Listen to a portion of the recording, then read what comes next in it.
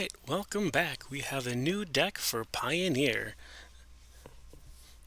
If you just saw the video for Naya Legends, we have another Naya Legends video based around my favorite strategy of Mox Amber, which lets you have a Mox that adds mana for your legends, and the Dominaria spells that must be cast while you have a legendary creature or planeswalker in play, such as Urza's Ruinous Blast, which is most likely a one-sided blow up the board, and Jaya's Immolating Inferno, which does X damage to up to 3 targets.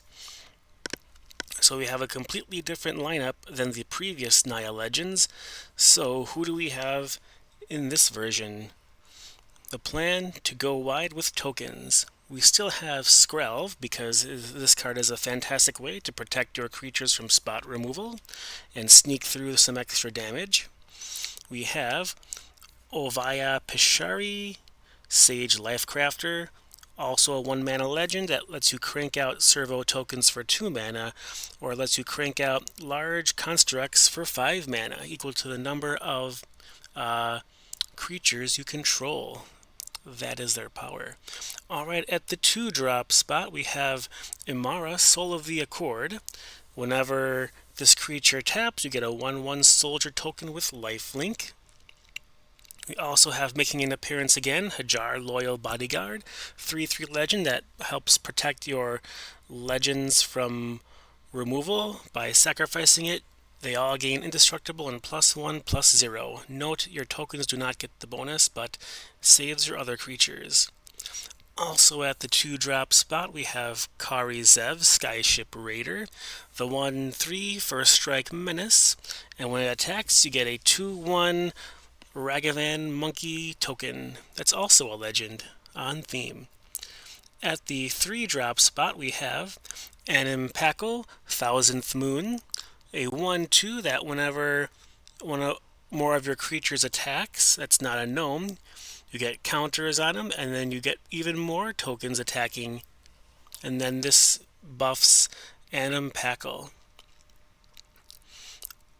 Also, we have 4x King Darien the 48th, a legendary creature for 3, 2/3. Other creatures you control get +1/+1, and it also cranks out tokens. We also have Tishar, Ancestor's Apostle, a way to get stuff back from your graveyard and also fly. Probably not needed, but I like to remind myself that this card exists. Also at the 3 spot from the new set, we have Ghired or Ghired, Mirror of the Wilds, 3 mana, 3/3 hasty, and it gives all of your other non-token creatures tap, create a copy of a target token that enter the battlefield this turn. And it can be particularly fun with this other new card, Roxanne Starfall Savant.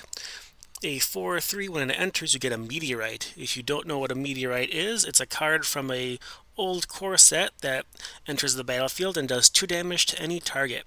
And then you can tap and add 1 mana of any color.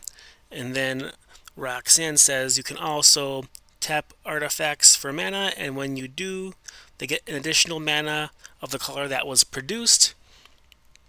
This meteorite happens upon enter the battlefield and attacking, so you can win Magical Christmas Land style with throwing a bunch of meteorites on the field, and if that doesn't do it with all that mana, you can have a really large Jaya's Immolating Inferno. For the land base, we have our usual Tricycle Land, our Mana Confluence, some basics here, and our Shocklands. I'm noticing that I don't have Plaza of Heroes. Why don't I? That's silly. So note to self, put in Plaza of Heroes. For the sideboard, we have Clothis for some extra graveyard removal and the long haul damage against control decks. It could become a creature at some point. We have Squee, Dubious Monarch, a 3 mana hasty that also cranks out tokens and also comes back from the graveyard to still attack and make more tokens. Thalia, Garden of Thraben, doesn't make tokens, but it can make controlled players cry. We have Destroy Evil, Fantastic removal spell, also hits enchantments. Lithomatic Barrage, fantastic removal spell, my personal favorite. And then Unlicensed Hearse for more graveyard hate.